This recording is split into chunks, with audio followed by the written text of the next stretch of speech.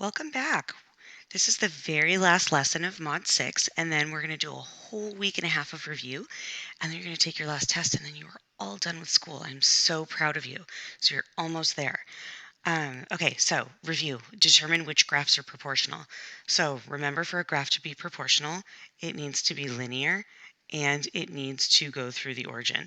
So it needs to do both of those things, just not one or the other.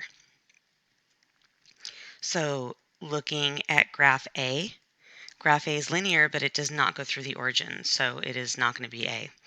Looking at B, it's also linear, but it's not going through the origin, so it's not going to be B. C is a curve, so definitely not linear. D is the only one that works here. Okay, so when we're looking at the table, so to determine which tables are proportional, we need to look for the same multiplier. So 1 times 10 gives us 10, 2 times 10 gives us 20, 7 times 10 gives us 70, and then 10 times 10 gives us 100. So this one is proportional, so we can put yes underneath it. Here, if we multiply by 1, and again by 1, and again by 1, and again by 1, everything works here, so we're going to put yes. Here, if we cut this in half, so we multiply by 1/2, it'll work. Here, it already does not work, so we know that this one's no. Okay, so it tells us Games R Us charges us an entrance fee of $5 and then $2 for each hour for unlimited pay. So what that means is kind of like the San Diego Fair. You have to pay an entrance fee in order to go in. So even if you don't play any of the games at the San Diego County Fair in Del Mar, you're still going to have to pay just to go in. So we have our X here, which is going to be hours. Our Y is going to be our cost. If it helps you to write out the coordinate before you go ahead and plot it, you can. So that's what I'm going to do right here.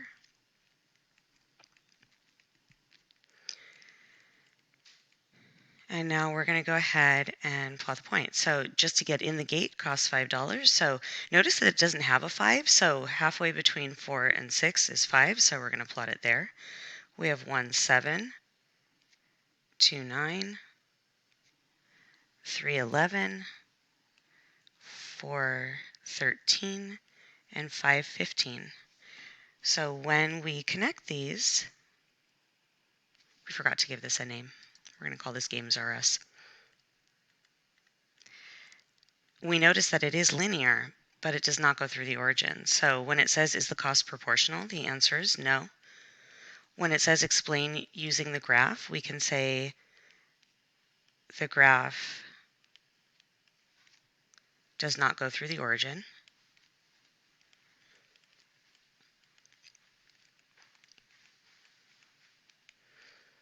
And when we look at the table, there is no number when we multiply by 4 to give us 13 unless it's a funny decimal. And we can even just take the 0.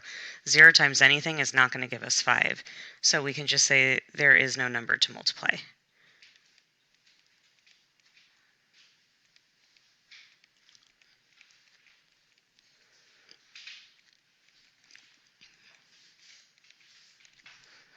Okay, so that's the first problem. We're going to do one more review and then we're done for today.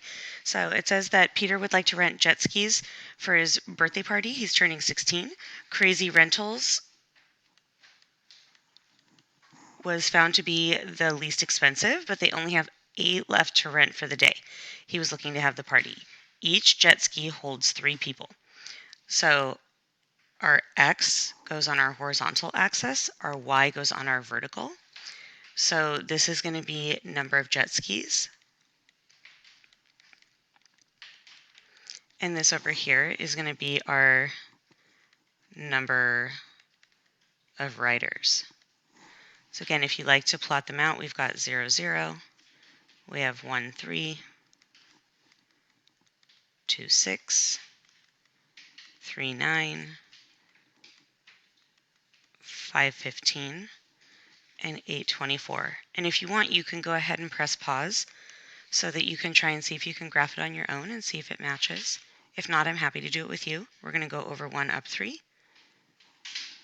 over 2 up 6, whoops, over 3 up 9. Starting from the origin, we're going to go over 5 up 15. So notice that it decided not to do 4.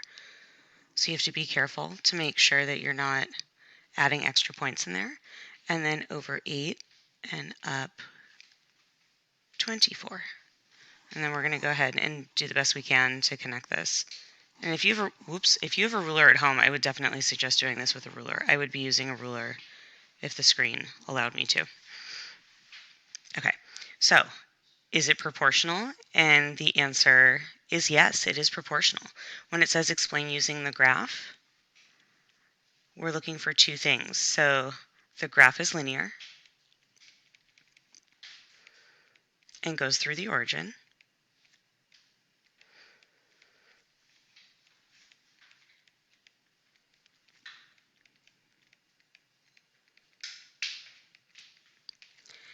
And then looking at the table, we need to go back and look at the table. So 0, we're not sure. 1 times 3 gives us 3. 2 times 3 gives us 6. 3 times 3 gives us 9. 5 times 3 gives us 15. 8 times 3 gives us 24, and 0 times 3 does give us 0. So we know this works because x times 3 is always y.